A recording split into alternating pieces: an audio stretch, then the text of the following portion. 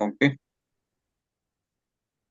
Entonces, muy buenas tardes a todos y todas. Es un honor darles la bienvenida a esta charla virtual organizada para explorar y debatir temas de gran relevancia en el ámbito académico hispánico. Estas charlas son posibles gracias al generoso patrocinio de Sigma Delta Pi y el Departamento de Lenguas del Mundo de Carnegie University. Agradecemos enormemente su presencia en este espacio de aprendizaje y diálogo. Hoy nos acompaña un destacado académico, el profesor Norman González, de la Universidad Técnica Particular de Loja, quien nos ofrecerá una valiosa presentación. Antes de comenzar con su intervención, me gustaría compartir con ustedes unas palabras de la profesora Diana. Bien, muchas gracias, Dustin. Bueno, solamente quiero decir que es un verdadero honor para nosotros, el Departamento de Lenguas del Mundo y el capítulo Gamma Chi de Sigma Delta Pi, contar con la presencia de Norman González. Norman es un amigo y un colega muy estimado y respetado por nosotros, estimado porque es una excelente persona y respetado porque tiene un perfil académico sobresaliente. Norman posee un doctorado y un máster en literatura hispanoamericana contemporánea, los dos obtenidos en la Universidad de Maryland. También posee una licenciatura en comunicación y literatura por la Pontificia Universidad Católica del Ecuador, que se encuentra en Quito. Ha participado como ponente en varios congresos internacionales de literatura en Brasil, Ecuador, Estados Unidos y México. Asimismo, ha publicado artículos de investigación en revistas de Ecuador, en libros interdisciplinarios como Grado Cero, La condición equinoccial y la producción de cultura en el Ecuador y en otras longitudes ecuatoriales, hacia una reconceptualización de la democracia contemporánea, conocimientos ancestrales y procesos de desarrollo nacionales indígenas del Ecuador. Y ha participado en un diálogo con el filósofo francés Jean-Luc Nancy, publicado bajo el título Dar piel. Ha sido parte de un proyecto internacional en homenaje a Miguel Hernández. Además, ha sido profesor de español como segunda lengua y literatura española e hispanoamericana durante su estancia en Estados Unidos. Norman forma parte del grupo de investigación Estudios de Lengua, Literatura, Educación y Cultura. Trabaja como docente investigador en la Universidad Técnica Particular de Loja, impartiendo clases de literatura ecuatoriana e hispanoamericana, y es parte de la planta docente del programa de maestría en literatura infantil y juvenil. Actualmente, Norman González es el director de la carrera de Pedagogía de la Lengua y de la Literatura. Hoy, el doctor Norman González nos presentará la ponencia Realismo disidente, el caso de relatos de Emanuel de Enrique Gil Gilbert. Bienvenido, Norman. Es un gusto tenerte con nosotros. Muchas gracias, Leonor. Muchas gracias a todos ustedes que han sido parte de esta invitación, también al Departamento de Lenguas. Para mí también es un honor estar aquí presente ante ustedes, compartiendo esta investigación en curso. Espero que ya se pueda publicar en un artículo pronto también. Em, bueno, es muy grato volver a ver a Leonor después de muchos años, porque fuimos también colegas acá en la Universidad Técnica Particular de Loja. Estuvo impartiendo varios cursos también con nosotros. Así que sí, tenemos una muy, muy linda relación a distancia, pero es siempre grato verla a Leonor y a José también, pues, em, al menos por estas pantallas, ¿no? Bueno, em, el, este texto, esta presentación, voy a compartir ya la pantalla para empezar con las diapositivas también. Este texto lo estoy trabajando ya desde hace algunos años. En realidad es una preocupación que tengo desde la tesis doctoral, em, que fue sobre uno de los autores que voy a mencionar hoy, Humberto Salvador, pero toda esta discusión sobre la literatura de los años 30, ¿no? Y un proceso de hegemonía de una escritura sobre otra, es algo que me ha interesado y estoy explorando algunas novelas que no necesariamente han entrado en el canon de ese realismo social, ¿no? Que fue preponderante en los años 30 y 40. Entonces, por eso tomo este caso, ¿no? Entre comillas, de Relatos de Emanuel, ¿no? Publicado en 1939 por Enrique Gil Gilbert, como suelen decirlo en Guayaquil, ¿no? Em, Así que vamos a ver, ¿no? Parte de este trabajo lo presenté en uno de los congresos de ecuatorianistas, pero se ha ido ampliando también con el tiempo, con la bibliografía que he ido encontrando. Entonces, lo que quiero compartir con ustedes es sobre todo bueno, es necesario hacer una contextualización primero para entender qué es lo que sucedía en esas dos épocas, por qué surge el realismo social, em, y también por qué esta novela específicamente de Relatos de Emanuel, que también podemos discutir si es novela o no es novela, ¿no? Pero podríamos decir que es una novela corta, aunque el título Relatos hace referencia a una serie de historias, no necesariamente concatenadas, sino como escenas, ¿no? Unidas por la escritura del autor ficcional. Entonces, esta contextualización tal vez resulte un poco larga, pero me parece importante también porque vamos a hacer un vínculo con esta novela de Gil Gilbert, ¿no? Entonces, el contexto histórico y político que se da en esa época, ¿no? Vemos que en Ecuador, pues en 1822 es la gran fecha de inicio de las guerras de independencia, ¿no? Y uno de los hitos que se celebra en Ecuador es justamente el 24 de mayo de 1822 y en 1830 ya se funda, digamos, la República, ¿no? Entonces, esta literatura y todas estas preocupaciones sobre la escritura nacional, sobre la conciencia nacional, sobre el proyecto de nación, tienen que ver con esas celebraciones de estos dos centenarios, ¿no? 1922, 1930. Em, Decir que hubo inestabilidad social y política en el Ecuador en esas dos décadas es casi redundante, porque siempre ha habido inestabilidad social y política en el Ecuador, ¿no? Pero hay siempre, cuando se recurre a la bibliografía relacionada con el realismo social, la mayor parte de los críticos siempre asocian con eventos históricos, políticos y sociales, ¿no? Y eso vamos a ver que tiene, de hecho, una correlación, ¿no? Em, unos- Uno de esos acontecimientos será la huelga obrera de Guayaquil, del 15 de noviembre de 1922, en donde hubo una matanza, ¿no? La policía y el ejército, pues, eh, trataron de resolver esta situación, esta huelga, de la manera más brutal posible, ¿no? Y es importante este acontecimiento porque va a ser parte de al menos cuatro obras literarias, ¿no?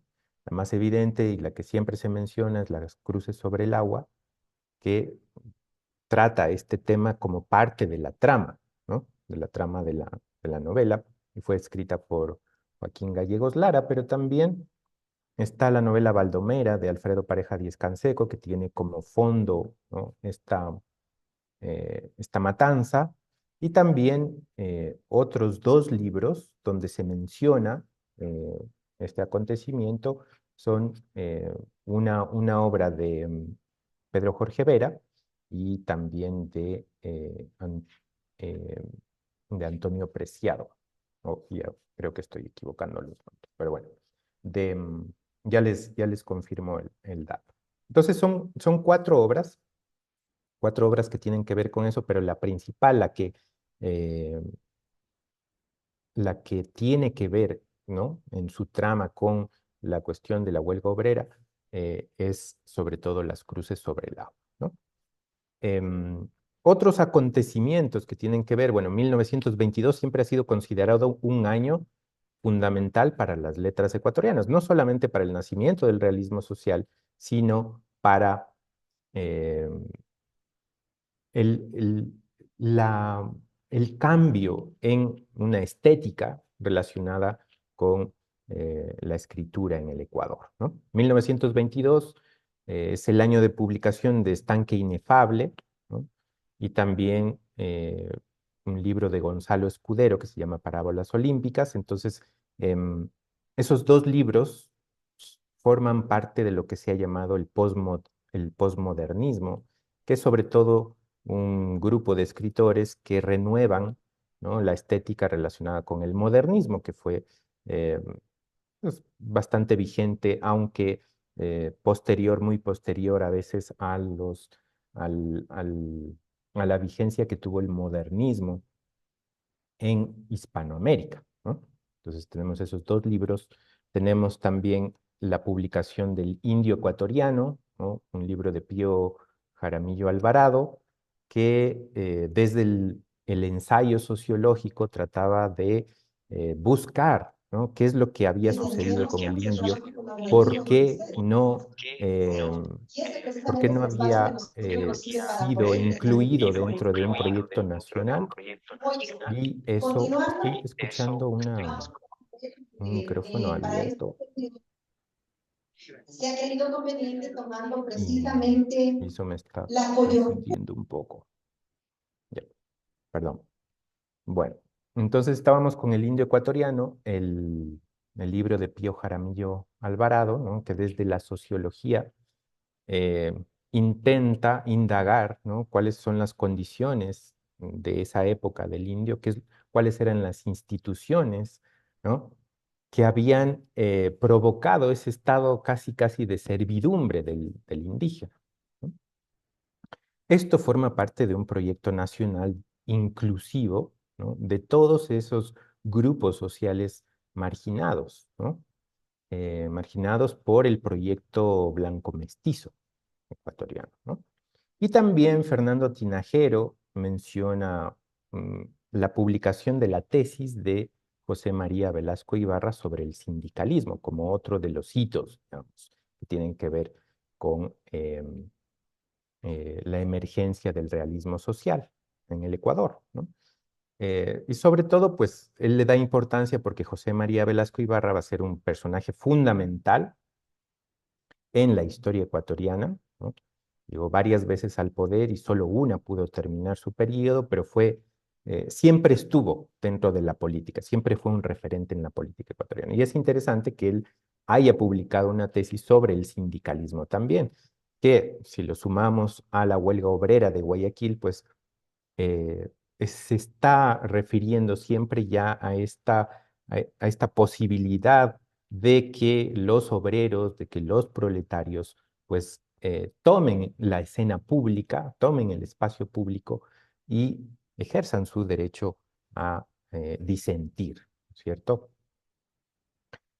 Adalberto Ortiz es el autor, ¿no? El otro autor, no es Antonio Preciado, que es más bien poeta, sino Adalberto Ortiz. Bueno, ¿cuál es el objetivo del realismo social? Visibilizar las injusticias sociales y denunciar la opresión de los grupos marginados, ¿no? Entonces hay, como les decía, hay una correlación entre estos acontecimientos políticos, literarios, culturales, podríamos decir, sociológicos, ¿no?, y la emergencia del realismo social. Es decir, Fernando Tinajero dice, por ejemplo, que si sumamos lo que ocurre en 1922, sobre todo con la huelga obrera, hay un baño de sangre en la emergencia de estos grupos proletarios, ¿no?, en la esfera pública, y eso obviamente va a ocasionar también una literatura de la violencia, ¿no?, que va a ser pues buena parte del realismo social, va a dar cuenta de esa violencia social eh, que se genera desde esta época, ¿no?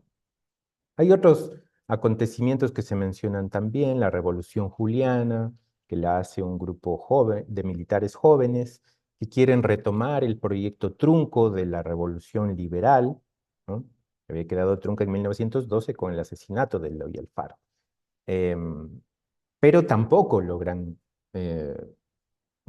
culminar ese proyecto liberal, ¿no?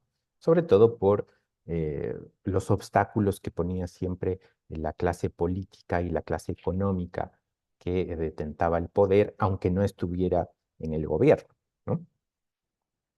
Aparte de eso, pues también surgen tres partidos políticos en este periodo, el Partido Liberal Radical, el Partido Socialista y luego un grupo de escritores, justamente con Joaquín Gallegos Lara, van a fundar el Partido Comunista ya en los primeros años de 1930.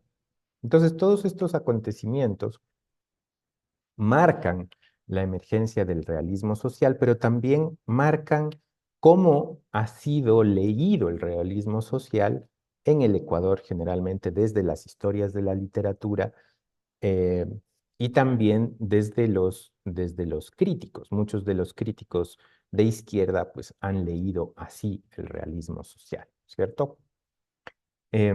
¿Cuáles son los autores que están asociados al realismo social? Y sobre todo quiero especificar el grupo de Guayaquil, porque el realismo social es un movimiento nacional, digamos, ¿no? Una forma de expresión nacional que se da también en la sierra, sobre todo con el indigenismo, pero en el grupo de Guayaquil se va a incorporar a la literatura eh, el cholo, el montubio, ¿no? El negro, habitantes de la costa ecuatoriana, ¿no? La sierra, por sus características, más bien será el indígena el que se ha incorporado a esta literatura, ¿no? Entonces, en el grupo de Guayaquil están 5 autores: Joaquín Gallegos Lara, Enrique Gil Gilbert, Demetrio Aguilera Malta, Alfredo Pareja Díaz Canseco y José de la Cuadra, ¿no? Y aquí tenemos una imagen del libro que será el inicio, ¿no? Hay unos antecedentes, ¿sí? Pero el inicio del realismo social se va a dar en 1930 con la publicación de este libro que se llama Los que se van, ¿no? ¿Cuáles son esos temas principales? Pues sobre todo el compromiso con las clases marginadas, indios, montubios, cholos, negros también, denuncia social, explotación, injusticias, el impacto del capitalismo y el latifundismo, ¿no? También está presente la ideología marxista, porque todos estos escritores, también los de Quito, e incluso parte de los autores que no pliegan al realismo social, sino que más bien eh, son vanguardistas, ¿no? De las vanguardias históricas, eh, son también, tienen esta ideología de izquierda, ¿no? Entonces están todas las teorías marxistas y por lo tanto también una influencia de la Revolución Rusa, ¿cierto? No se menciona tanto la Revolución Mexicana, pero es obvio que al ser una de las primeras revoluciones masivas en Hispanoamérica, logra tener un impacto, ¿no? Pero siempre está esta idea de cambiar la sociedad, ¿no? Y hemos hablado de un proyecto nacional, ¿no? Un proyecto de una cultura nacional, ¿no? Que tiene características también eh, ya no colonialistas, ¿no es cierto? Sino que plantean una especie de postcolonialismo, ¿no? O también de decolonización al incluir aspectos orales en la narrativa, ¿no? La inclusión de dialectos, por ejemplo, ¿no? Y también, vamos, esto es parte de una de las vertientes de la vanguardia, que sería la vanguardia política. Eso no quiere decir que no haya elementos de la vanguardia incorporados también en estas narraciones, ¿no? Pero sí hay dos tendencias que ya las vamos a ver eh, después cuáles son, ¿no? Hay dos tendencias que están en pugna, digamos, ¿no? Y hay unas polémicas, sobre todo con Joaquín Gallegos Lara. Bueno, entonces lo que vemos es sobre todo esa influencia de lo político, ¿no? Tanto en la narrativa, en la emergencia de la narrativa, como también en la crítica obviamente la crítica no siempre estuvo de acuerdo con estos libros, sobre todo con Los que se van, pues también tuvo una crítica negativa, ¿no? Pero la crítica que favoreció la aparición de este libro sí recoge un poco esta idea, ¿no? Cómo lo político estaría aquí fundamentando la emergencia del realismo social, ¿no? Y bueno, ya eh, está Michael Handelsman aquí, así que mm, voy a leer también algunas citas de uno de sus artículos, ¿no? A propósito de un ensayo que no lo voy a mencionar aquí, pero que tiene que ver con esto, que es un ensayo de Leonardo Valencia Mazogna, em, que se llama El síndrome de Falcón y que trata justamente la cuestión del realismo social, pero ya en la segunda mitad del siglo XX, ¿no? Y Michael dice, recordemos que en plena época de los discursos nacionales latinoamericanos, cimentados en un mestizaje supuestamente democrático e incluyente, como un rechazo de las estructuras oligárquicas del pasado, los jóvenes escritores del Ecuador reconstruyeron la nación desde los márgenes sociales, incorporando a la literatura las múltiples caras y voces olvidadas que constituían las mayorías del país. De hecho, se ha comentado que en el siglo XX, la revolución cultural más profunda que se ha realizado surgió cuando los márgenes lograron ser representados en el arte, la pintura, el cine, la música, la literatura, la política y la vida social en general, ¿no? Entonces aquí podemos ver lo que mencionaba hace un momento, ¿no es cierto? Estos discursos nacionales latinoamericanos que muchas veces coinciden con esos centenarios, ¿no? En esos centenarios se aprovecha para volver a hablar de los procesos nacionales, de los proyectos de nación, si han funcionado o no, cómo volver a ponerlos en práctica, cómo modificarlos para que realmente tengan cabida en la sociedad, ¿no? Habla también del mestizaje, por ejemplo, y el mestizaje, pues, vamos a hablar de Benjamín Carrión, que va a ser uno de los proponentes del mestizaje como una forma de superación de estas contradicciones sociales, ¿no? Eh, que obviamente ya hoy lo sabemos que no logra resolver esas cuestiones del mestizaje, ¿no? Y está también esta idea de reconstruir la nación, ¿no? Que cada cierto tiempo aparece siempre, no solamente en el lenguaje literario y cultural, sino también en el lenguaje político, ¿no? Pero se trata sobre todo de un proyecto inclusivo. Esos márgenes sociales, ¿no? Justamente estaban en el indio, el cholo, el montubio, el negro, etcétera, ¿no? Ahora, aquí hay una cuestión que generalmente no se tiene mucho en cuenta en el momento de hablar de estos proyectos nacionales, pero también es cuál es el rol de la mujer, por ejemplo, ¿no? En todo en este papel, porque la mujer seguía marginada incluso en la literatura, ¿no? Eh, en gran parte de la narrativa del realismo social, lo que podemos ver es violencia en contra de la mujer, violaciones, mujer siempre como objeto más que sujeto. Hay excepciones, algunos libros de Alfredo Pareja Canseco, algunos relatos de José de la Cuadra, por ejemplo, ¿no? Sí incorporan la mujer ya con una imagen mucho más fuerte, pero la mayor parte de los libros tienen todavía a la mujer pues, prácticamente como un objeto para el hombre, ¿no? Otra cita de Michael es en efecto, al recuperar y visibilizar para la literatura y otras artes a los cholos, montubios, negros e indios, la generación de los 30 dio expresión a una nueva modernidad que pretendía construir a un país democrático y libre de aquella violencia simbólica estructurada en el imaginario social. ¿Bien? Bueno, entonces lo que tenemos con este proyecto del realismo social es sobre todo la entrada en la modernidad de la literaria, ¿no? Y cultural, ¿no? Es un proyecto que dinamiza, ¿no? Los procesos literarios y culturales al incorporar a todas estas voces que no habían sido incorporadas o que si habían sido incorporadas, habían sido de manera muy artificial, como por ejemplo Cumandá de Juan León Mera, donde los indígenas pues hablan como académicos de la lengua prácticamente, ¿no? Y no hay una caracterización apropiada del lugar en el que habitan y tampoco una indagación profunda de las costumbres y las tradiciones que esos pueblos viven, ¿no? Especialmente en Cumandá, que se habla eh, de las comunidades ancestrales del oriente, ¿no? Ecuatoriano, de la selva amazónica.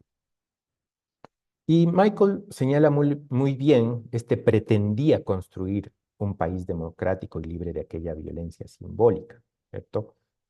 Eh, la incorporación, y siempre hay esta discusión, ¿no es cierto? Si realmente la literatura logra cambiar o no las estructuras sociales de una sociedad. Eh, y ese pretendía construir, pues me parece que da cuenta de la literatura no necesariamente cambia o puede cambiar las estructuras sociales de un país, pero sí poner en crisis muchas de las ideas a las que se aferra, ¿no? No solamente la gente, ¿no? Sino la crítica literaria, los escritores, las ideas que circulan en una determinada época, ¿no? Y claro, en esta violencia simbólica, que generalmente se refiere a estos grupos eh, humanos, ¿no? Marginalizados, no toma en cuenta necesariamente a otros grupos que también siguen siendo marginados, ¿no? Ya mencioné la mujer, pero también vamos a ver el caso de Relatos de Manuel, que es otra masculinidad, ¿no? Bueno, como proyecto nacional, si estábamos hablando de un proyecto nacional de escritura, ¿no? De cultura, de conciencia nacional, renovación de la patria, etcétera, como proyecto nacional de escritura va a haber unas polémicas, ¿no? En donde, según Pierre López, por ejemplo, se va a dirimir, ¿no? ¿Qué escritura es preponderante? Hay una institucionalización de un tipo de vanguardia que sería la vanguardia más política, ¿no? Y uno de los que más polemiza, ¿no? En dos artículos es Joaquín Gallegos Lara. Ya, ya lo mencioné, ¿no? Y bueno, aquí voy a citar a Robles, a Humberto Robles, porque él ha hecho un estudio también sobre la noción de la vanguardia en el Ecuador. Em, y él dice lo siguiente, pero bueno, estos son citas de Joaquín Gallegos Lara, ¿no? Dice, pero en todos los casos que conozco, el pirandelismo es un medio y no un fin, algo episódico y no esencial. ¿A qué se está refiriendo aquí Joaquín Gallegos Lara? Joaquín Gallegos Lara hace una crítica a una novela vanguardista publicada por Humberto Salvador, que se llama En la ciudad he perdido una novela. Esta novela, pues según Joaquín Gallegos Lara, sigue un poco la estética de Pirandello, ¿no? Entonces es una crítica a eso. Es una crítica sobre todo al exceso de las formas por sobre los contenidos. En eso se va a basar mucha la crítica de Joaquín Gallegos Lara, ¿no? Entonces, ¿dónde buscar lo esencial según Joaquín Gallegos Lara? Pues se encontraría en las realidades con valor histórico, como dice él, ¿no? El indio, las clases anónimas, en cuyo vientre colectivo se gesta el porvenir, ¿sí? Entonces, ¿cuál sería el rol de los intelectuales y escritores? Crear un espacio, las condiciones necesarias para que la voz de ese colectivo anónimo y marginal pueda expresar su desencanto.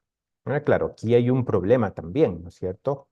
Em, que es que esas voces son prestadas, ¿no? Aquí podemos hacer mención a lo que decía Jorge Cornejo Polar, por ejemplo, sobre la novela indigenista, ¿no? En la novela indigenista veía la heterogeneidad eh, en este tipo de expresión.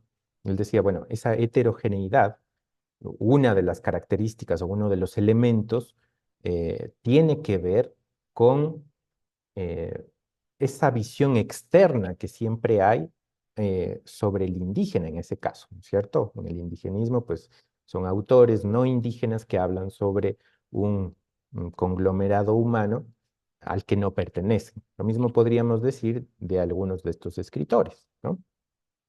Algunos son de clase alta, otros de clase media, media baja, ¿no? Pero no son cholos, no son montubios, ¿no? eh, no son indígenas los escritores indigenistas, por lo tanto siempre va a haber una voz que se preste para aquellos colectivos anónimos, ¿no?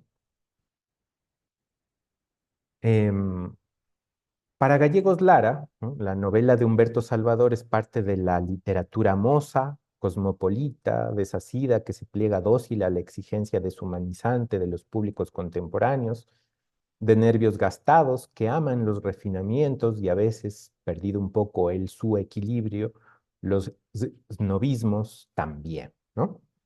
Entonces, bueno, es una crítica al cosmopolitismo, ¿no? Obviamente porque lo que pretende Joaquín Gallegos Lara es que la escritura dé cuenta de la situación nacional, ¿no es cierto?, de esos grupos marginalizados, ¿no?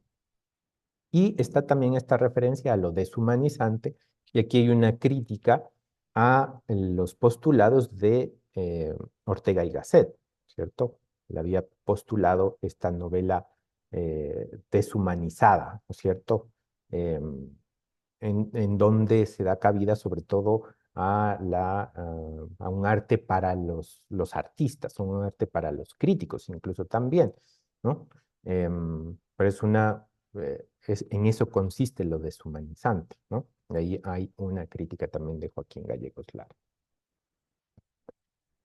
Otro, otro artículo que publica Joaquín Gallegos Lara tiene que ver con Pablo Palacio, que es otro escritor también que adscribe, bueno, él no dice que es vanguardista, pero está considerado como uno de los vanguardistas, ¿no? Y también Joaquín Gallegos Lara va a criticar la escritura de Pablo Palacio, ¿no? ¿Qué es lo que dice Joaquín Gallegos Lara? Dice: creíamos que llegaría a meter en su literatura la cantidad indispensable de análisis económico de la vida para darse cuenta de contra quién debía dirigir sus tiros. Pero nuestro tirador se pasó de inteligente, dio un compuesto químicamente más fino a sus ácidos, mas no supo contra quién disparar, ¿no? Y después continúa, dice: se admira en ella, en la novela de Palacio, Vida del ahorcado, la inteligencia, pero se le encuentra fría, egoísta, y se puede ver al fin que Pablo Palacio no ha podido olvidar su mentalidad de clase, que tiene un concepto mezquino, clownesco y desorientado de la vida, propia en general de las clases medias, de estas clases medias cuya existencia niegan los interpretadores autóctonos de la realidad americana, ¿no? Entonces aquí, si bien es cierto, hay elementos que admira Joaquín Gallegos Lara en Palacio, pero critica ese carácter clownesco, ¿no? Em, y también, pues, esa conciencia de clase de la que no es capaz de salir Pablo Palacio, ¿no? Según Joaquín Gallegos Lara. ¿Cuál es la respuesta de Pablo Palacio? Palacio dice: yo entiendo que hay dos literaturas que siguen el criterio materialístico. Una de lucha, de combate, y otra que puede ser simplemente expositiva.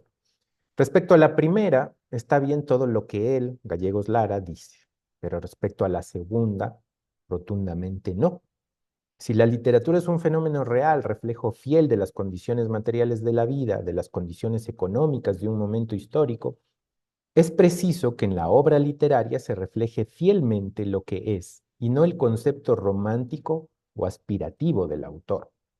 Desde este punto de vista, vivimos en momentos de crisis, en momento decadentista que debe ser expuesto a secas, sin comentario.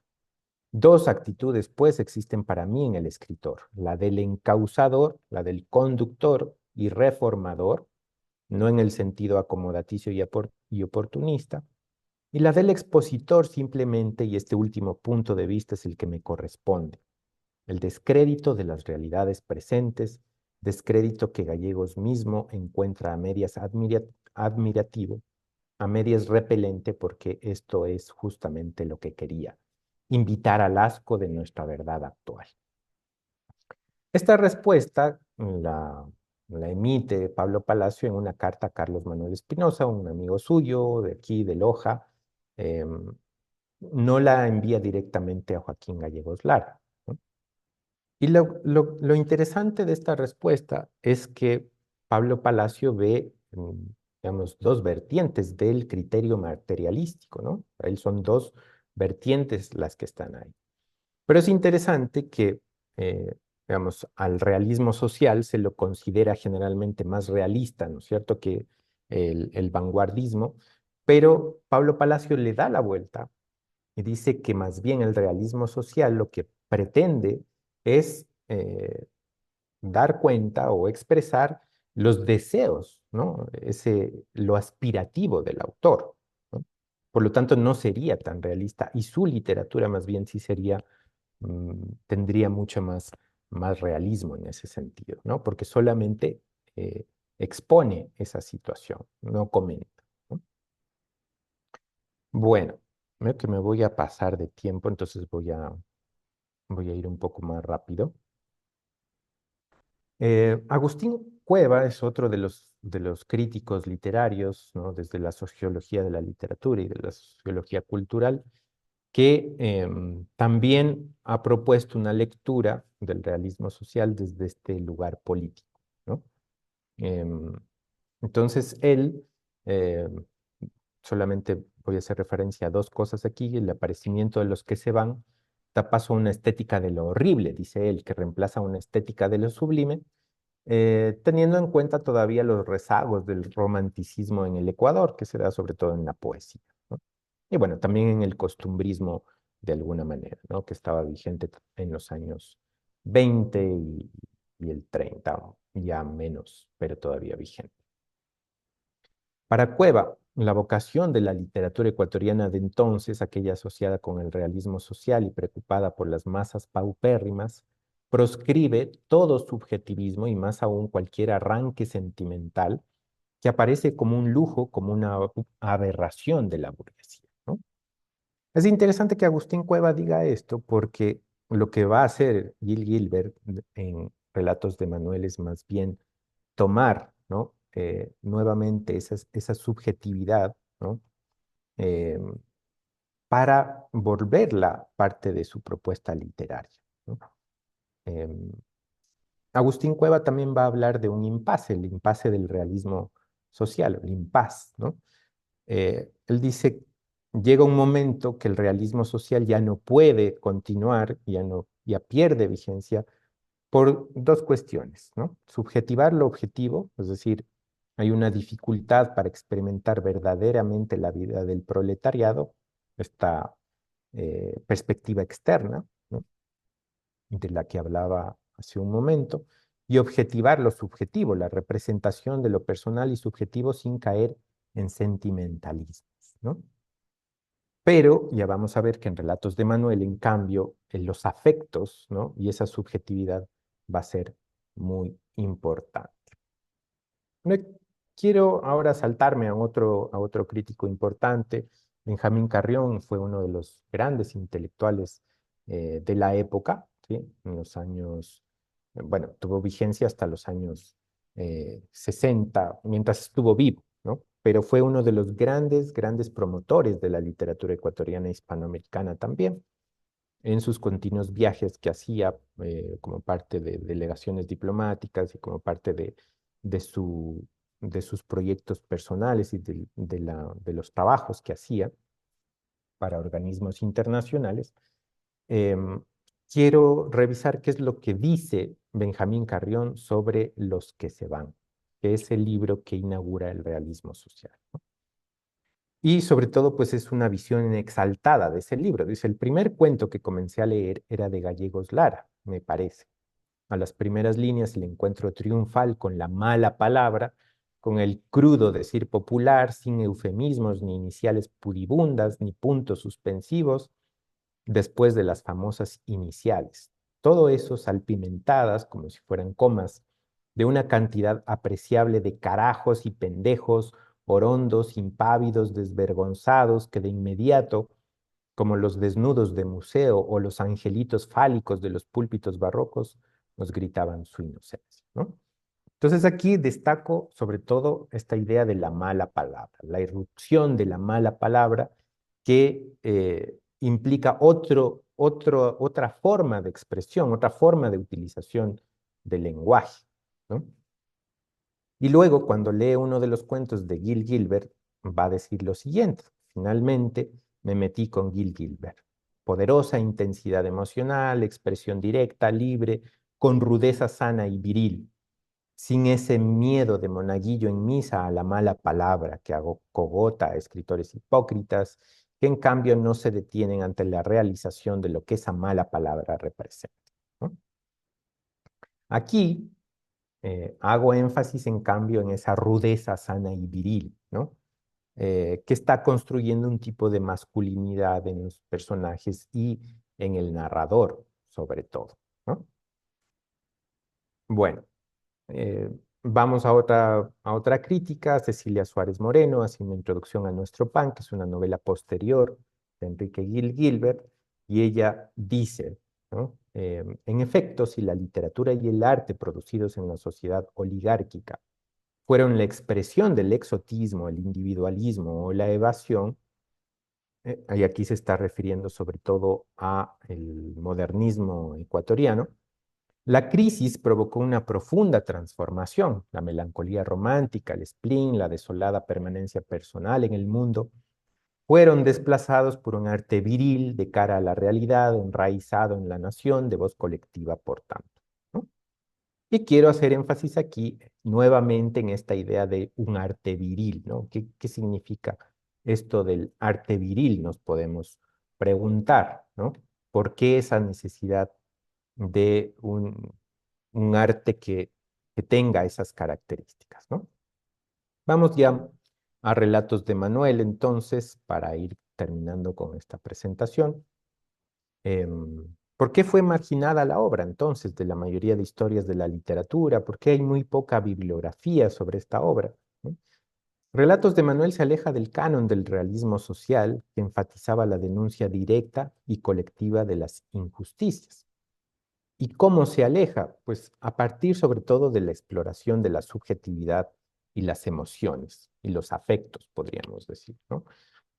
Que son temas poco comunes en la narrativa realista de su tiempo, del realismo social, sobre todo, ¿no?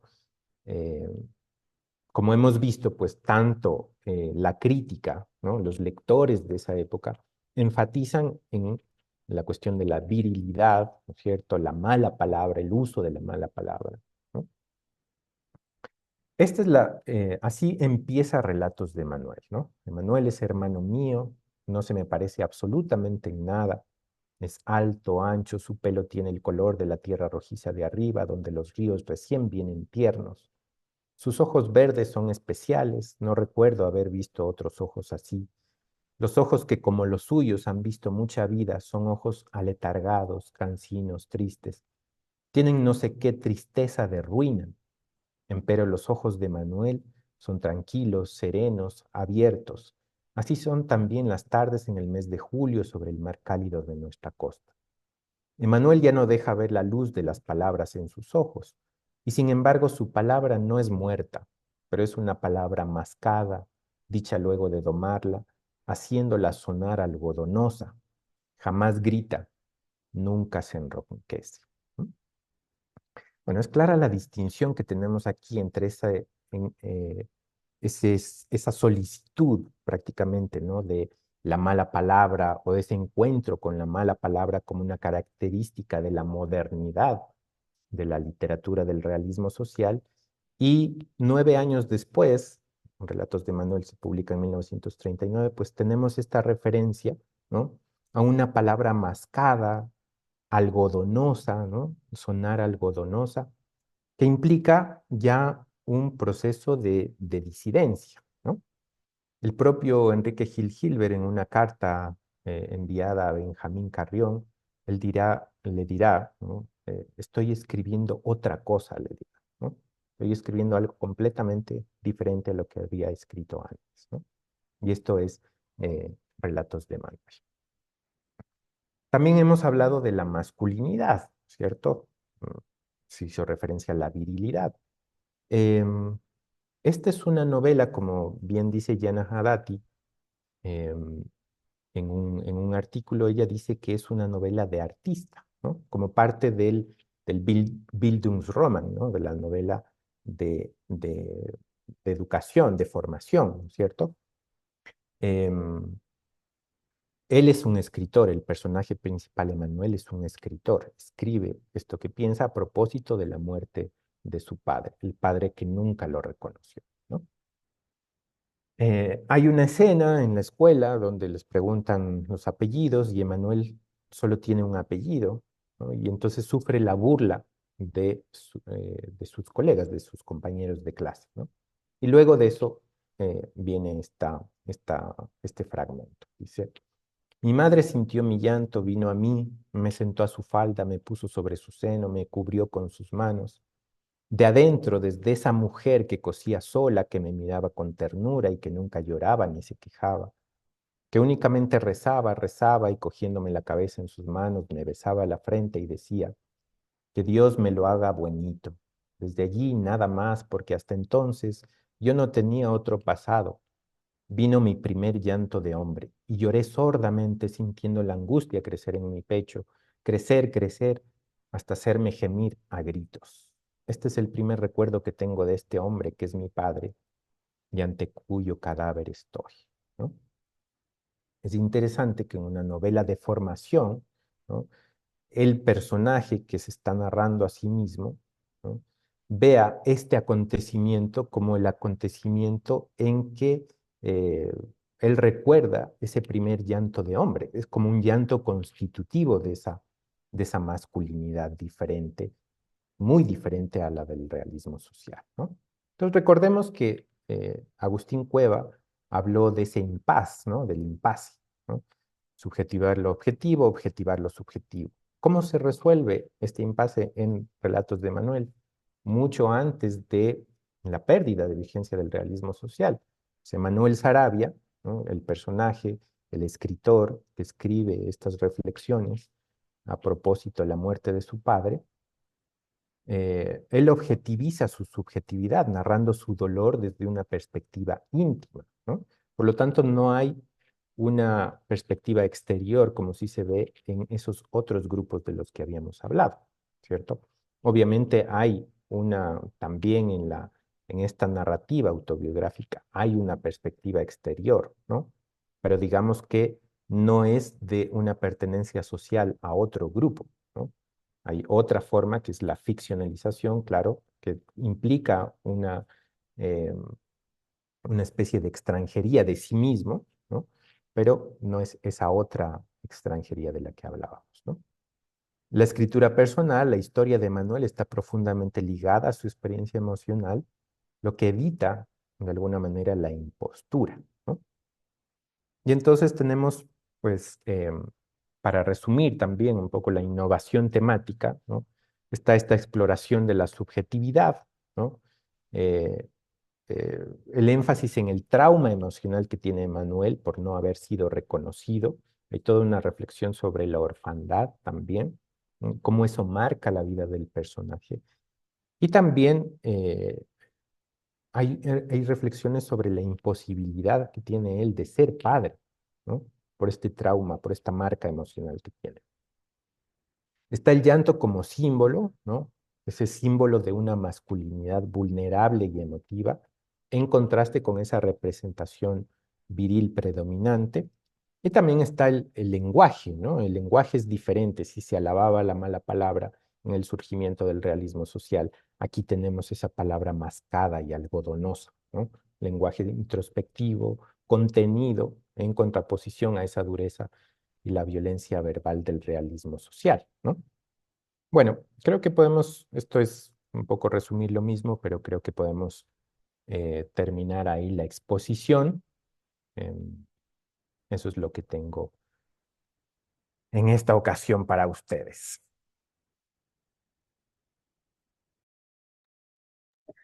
Muy bien. Muchas gracias, profesor González, por su presentación tan enriquecedora. Ahora abrimos el espacio para la sección de preguntas y respuestas. Les invitamos a participar activamente con sus consultas o comentarios. Entonces, si alguien tiene una pregunta.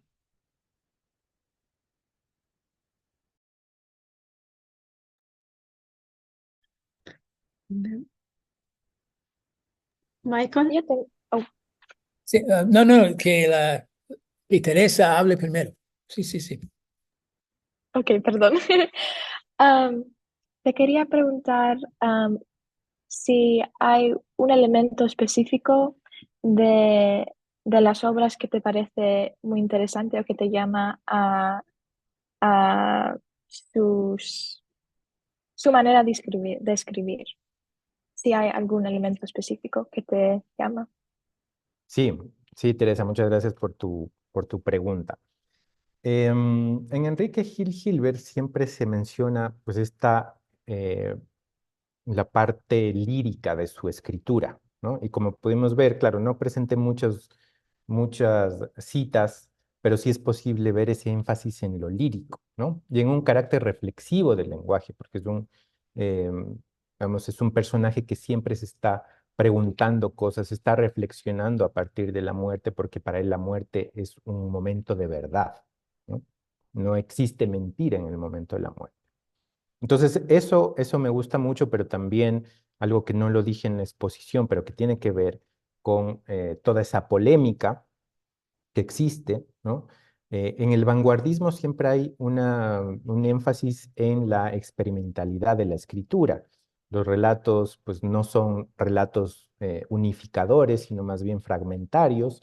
En esta novela también hay una escritura fragmentaria, son distintas escenas más bien, eh, que las une el personaje. El personaje es el que une esas escenas. Pero es interesante también ver esta narrativa que resulta de los fragmentos de distintas épocas de su vida, ¿no?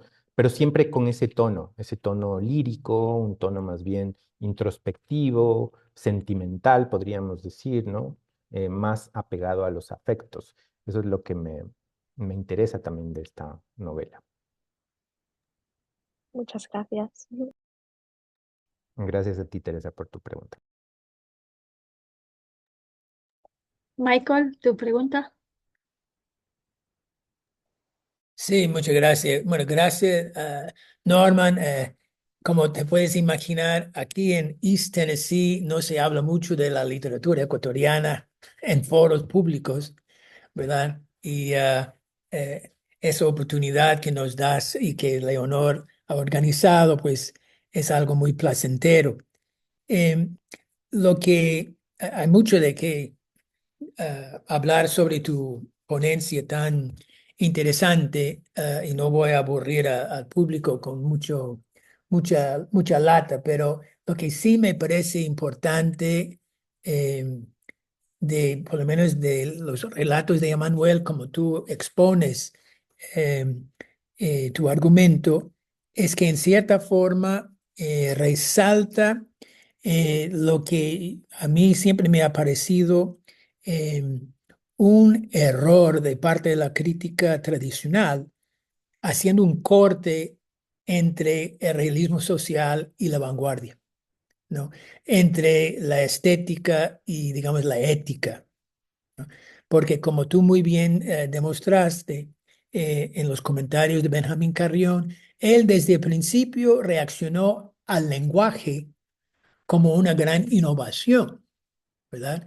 Am, yo creo que em, hay todo un proceso, ¿no?, de evolución en esos mismos escritores del grupo de Guayaquil, ¿verdad? Am, o sea, es algo que lo que nos compete a nosotros, a los lectores, digamos, contemporáneos, es reimaginar cómo hemos de leer una literatura, digamos, archivada como, digamos, propagandística, panfletaria, ¿verdad? Sin ese elemento de experimentación lingüístico en términos globales, ¿no? De la caracterización, el lenguaje, poner en escena los personajes, como tú muy bien dices, siempre figuraban en, digamos, a fondo o como objetos de nuestra mirada y poco a poco tratar de ponerlos como los protagonistas. claro, con voces de los autores y no auténticamente de los personajes, pero todo es un proceso, ¿verdad? Hacia una especie de maduración. Así que muchas gracias y digamos, ojalá que estuviéramos en Loja contigo para conversar más detenidamente sobre tus comentarios. En el almuerzo. Sí, sí, Claro. sí. Bueno, quiero comentar un poco también tu comentario, porque sí, bueno, esta contextualización, esta larga contextualización, yo siempre me preguntaba, ¿será necesario hablar tanto, ¿no? de este contexto? Pero de Ecuador se sabe muy poco, entonces muchas veces tú conoces muy bien eso. Pues en Ecuador, los ecuatorianos, cuando hablamos ante un público, siempre tenemos que dar esas largas contextualizaciones para que se entienda un poco, ¿no? Em, en qué consisten pues, estos procesos de escritura, que al final no son diferentes de otros procesos tampoco, ¿no? Sino que se conocen muy poco. Y claro, el énfasis de mi charla ahora era sobre todo ver cómo esas etiquetas, ¿no es cierto?, que va creando la crítica, cómo esas formas de leer, esas formas de recepción que existen, pues a veces crean compartimentos estancos, ¿no? El realismo social es denuncia, el realismo social es protesta, el realismo social tiene que ver solamente con una literatura que tiene más expresión en la mala palabra, etcétera, ¿no? Porque la denuncia no puede tener otro estilo, digamos, ¿no? Otra forma de ser expresada, sino una forma dura, interpelante siempre, ¿no? Y esas etiquetas, pues, no ayudan a entender la heterogeneidad del movimiento, como tú decías muy bien, ¿no? Todo movimiento, todo escritor tiene una cierta evolución, va recogiendo ideas de su época, ¿no es cierto? Incorporando otras formas expresivas también.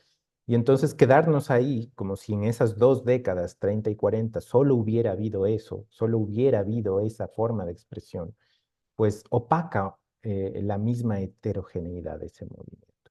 Entonces la idea es ir incorporando pues estos libros, estas obras que nos permiten hablar de otras formas de pensar la escritura y la literatura también, ¿no? Que están insertas dentro de estos grupos. Así que, bueno, eso, gracias por tu comentario, Michael. Norman, tengo una pregunta de Carlos Bacasela y después una mía si hay tiempo, ¿vale? Pero vamos con la de Carlos. Y Carlos te pregunta, ¿qué facetas de la realidad es el compromiso recurrente en cada uno de los escritores de los que ha hablado? Esa es la pregunta de Carlos. ¿Qué facetas de la realidad? Ujú. Bueno, em, creo que al inicio de la charla me parece que eh, comenté un poco esa idea, ¿no? El realismo social siempre se asocia, ¿no? Digamos que esa idea del realismo social no proviene solamente de la crítica, sino también de algunos de los propios escritores del realismo social, como Joaquín Gallegos Lara, José de la Cuadra, que también tiene un par de artículos sobre esto, ¿no? La idea es incorporar esas realidades, sobre todo de grupos sociales oprimidos, ¿no? Hablábamos del indígena, el negro, el cholo, el montubio, ¿no? Todos esos grupos que no seguían siendo marginados del proyecto nacional, de ese proyecto nacional blanco mestizo, son las realidades que ahora forman parte del realismo social. No solamente se habla de esos grupos, como podemos ver, ¿no? Se habla también de estas otras masculinidades, hay personajes femeninos que, como decía, también están en eh, todavía en un lugar subordinado respecto a los deseos del hombre, ¿no? Em, y también está una cuestión, por ejemplo, el discurso ecológico, que es muy importante en todas las obras del realismo social, la explotación de la naturaleza, la explotación de los recursos naturales también, ¿no? Todos esos discursos están ahí en el realismo social, ¿no? Por ejemplo, en Don Goyo está toda la cuestión de la tala del mangle, ¿no? En la novela en Huyungo, por ejemplo, también hay una referencia, ¿no? A las extensiones en las plantaciones de banano y cómo eso afecta la realidad del negro, del afroecuatoriano, ¿no? Entonces, todas esas cosas están ahí. Arman, cuando yo estaba leyendo, pues, relatos de Manuel, me llamó la atención porque, como tú dijiste, bueno, es fácil encontrar paralelismos con el indigenismo peruano o con el regionalismo peruano. Y me llamó la atención después buscando, pues, que el libro fue premiado, quedó segundo puesto con en un concurso junto al El mundo es ancho y ajeno de Ciro Alegría. ¿Vale? Y algo que me llamó la atención de la escritura de Gil Gilbert, o de Jill Gilbert, o como diablo se pronuncie, es la combinación entre el tremendismo y el lirismo. ¿Vale? Esa es la primera cosa que me llamó la atención, primero porque es anterior al tremendismo español, así que no se puede decir que hay una influencia en el tremendismo que está presente en la pluma de Jill Gilbert. Pero también algo que me llamó la atención es que cuando uno lee su texto, uno tiene la impresión de que él alude a arquetipos establecidos como la madre, el padre, etcétera, pero son arquetipos incompletos, ¿vale? Un padre que está ausente o está muerto, ¿vale? Un padre que no reconoce a su hijo, entonces no cumple esa función que se supone que debe cumplir y a la que se alude que debería cumplir, ¿vale? Una madre pues que no es respetada, que es considerada, una madre que es considerada pues la amante y que es descrita pues como carne agonizante, etcétera, etcétera. Entonces, es común en él la presencia de arquetipos, pero arquetipos incompletos en su obra. Y si esto pues sirve como un recurso para aumentar el tremendismo evidente en su pluma. Ujú, Sí, muchas gracias, Leonor, por tu pregunta. Sí, bueno, yo me centré más en la cuestión de la expresión, pero sí es ujú. cierto que hay, eh, podríamos hablar que hay un proyecto familiar, ya que hemos estado hablando de Sí, sí. proyectos nacionales, pero hay un proyecto familiar trunco, ¿no? Que es el que causa el trauma al personaje, ¿no? Como tú bien decías, pues un padre ausente, ¿no? Un padre que no lo reconoce, que le da la espalda a la mujer cuando le cuenta, ¿no? Vamos a tener un hijo, él lo único que hace es subirse eh, al lomo de caballo y darse la vuelta y salir, ¿no? De la escena. Y una madre, claro, que lucha por su hijo, que curiosamente tiene una escena muy similar a Pedro Páramo, ¿no? Porque hay un momento en que la madre le dice, ve donde tu padre y pídele que te dé la educación, ¿no? Hay una similaridad, Pedro Páramo obviamente es posterior, pero hay una similitud entre estas dos escenas, ¿no? El pedido de la madre por ir donde su padre y eh, para que de alguna manera le dé lo que le debe, ¿no? Hay una deuda pendiente también ahí. La madre de escasos recursos, ¿no es cierto?, que lucha por su hijo, que trata de entenderlo, pero que al final también, de alguna manera, mm, Emanuel hace un recorrido solo, ¿no? Eh, Estudia, es escritor, ¿no? Y a partir de eso le da otra visión del mundo, trata de comprender a los otros, ¿no? Más que reaccionar con acciones, pues trata de comprender. Pero sí es cierto que funcionan mucho esos arquetipos, ¿no? Esos arquetipos que están presentes en algunos cuentos de los que se van, este libro inaugural del realismo social también, ¿no? Em, y eso, bueno, el tremendismo, claro, aquí es un poco menos, eh, menos evidente que otras novelas del realismo social, ¿no? Más tremendista, por ejemplo, es Huasipungo, ¿no? De Jorge Icaza. Ahí hay un trabajo deliberado con el tremendismo.